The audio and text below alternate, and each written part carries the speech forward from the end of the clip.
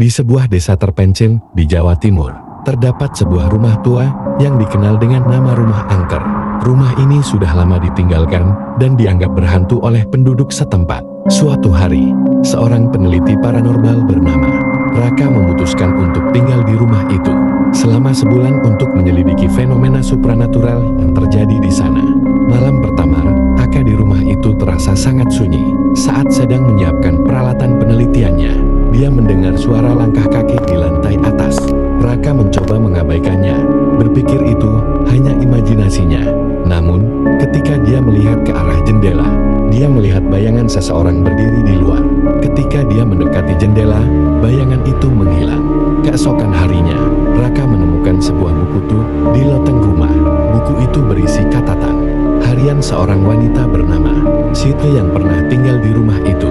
Dalam catatan tersebut, Siti menulis tentang gangguan yang dialaminya setiap malam, mulai dari suara-suara aneh hingga bayangan yang muncul di balik jendela. Raka merasa semakin tertarik dan memutuskan untuk membaca lebih lanjut. Malam kedua, teror semakin menjadi-jadi. Raka mendengar suara tangisan dari kamar tidur di lantai atas. Ketika dia memeriksa, dia menemukan kamar itu kosong, tetapi suhu di dalam kamar sangat dingin. Saat dia kembali ke ruang tamu, dia melihat bayangan hitam melintas di lorong. Raka mulai merasa ketakutan, tetapi dia tetap berusaha untuk tetap tenang. Raka melanjutkan membaca catatan harian Siti dan menemukan bahwa Siti pernah melakukan ritual pemanggilan arwah untuk berkomunikasi dengan suaminya yang sudah meninggal. Namun, ritual itu gagal dan malah memanggil makhluk jahat yang menghantui rumah tersebut. Siti menulis bahwa makhluk itu tidak akan pergi sampai ada pengorbanan jiwa. Malam berikutnya, Raka memutuskan untuk meninggalkan rumah itu, tetapi pintu depan terkunci dari luar.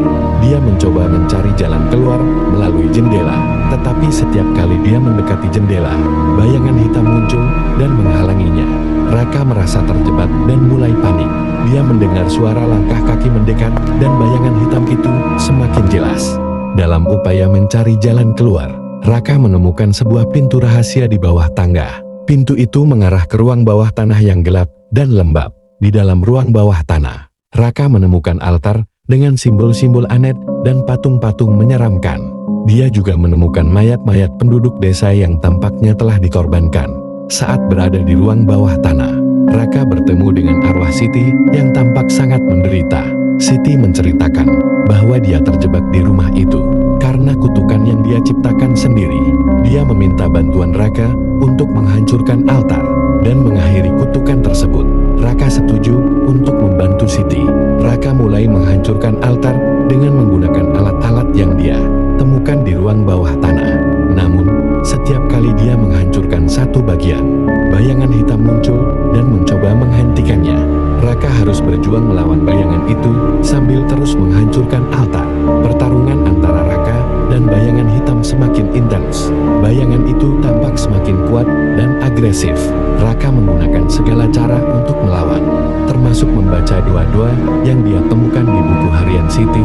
Akhirnya, Raka berhasil menghancurkan altar dan bayangan hitam menghilang. Setelah altar dihancurkan, arwah Siti tampak lebih tenang. Dia berterima kasih kepada Raka dan memberitahunya bahwa kutukan telah berakhir. Siti kemudian menghilang, meninggalkan Raka sendirian di ruang bawah tanah. Raka merasa lega, tetapi dia tahu bahwa masih ada banyak misteri yang belum terungkap.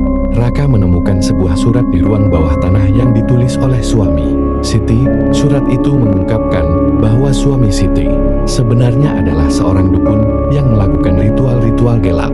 Dia mengorbankan penduduk desa untuk mendapatkan kekuatan supranatural. Raka merasa ngeri membaca surat itu. Raka kembali ke permukaan dan menemukan bahwa rumah itu tampak lebih terang dan tidak lagi menakutkan. Dia merasa bahwa kutukan benar-benar telah berakhir. Namun, dia masih merasa ada sesuatu yang aneh di desa tersebut. Raka memutuskan untuk menyelidiki lebih lanjut. Raka mulai mewawancarai penduduk desa tentang sejarah rumah angker tersebut. Dia menemukan bahwa banyak penduduk desa yang kehilangan anggota keluarga mereka secara misterius. Mereka percaya bahwa rumah itu adalah sumber dari semua kejadian aneh di desa tersebut. Raka menemukan fakta baru bahwa suami Siti sebenarnya adalah keturunan dari keluarga dukun yang telah lama menguasai desa tersebut. Keluarga itu dikenal dengan nama keluarga hitam dan mereka melakukan ritual-ritual gelap untuk mempertahankan kekuasaan mereka. Raka merasa bahwa dia harus menghentikan keluarga itu. Raka memutuskan untuk menghadapi keluarga hitam dan menghentikan ritual-ritual gelap mereka. Dia mengumpulkan informasi dan persiapan untuk melawan mereka. Pertarungan antara Raka dan keluarga hitam berlangsung sengit. Raka harus menggunakan segala pengetahuan dan kekuatannya untuk mengalahkan mereka. Dalam pertarungan terakhir, Raka harus mengorbankan dirinya untuk menghancurkan keluarga hitam. Dia menggunakan ritual yang dia pelajari dari buku harian Siti untuk mengakhiri kutukan keluarga hitam. Raka merasa bahwa ini adalah satu-satunya cara untuk menyelamatkan desa tersebut. Setelah pengorbanan Raka, keluarga hitam hancur dan kutukan di desa tersebut berakhir. Penduduk desa merasa lega dan berterima kasih kepada Raka. Mereka mengadakan upacara untuk menghormati Raka dan arwah-arwah yang telah terbebas dari kutukan. Desa tersebut kembali ke kehidupan normal. Penduduk desa mulai membangun kembali rumah-rumah mereka dan menjalani kehidupan yang damai.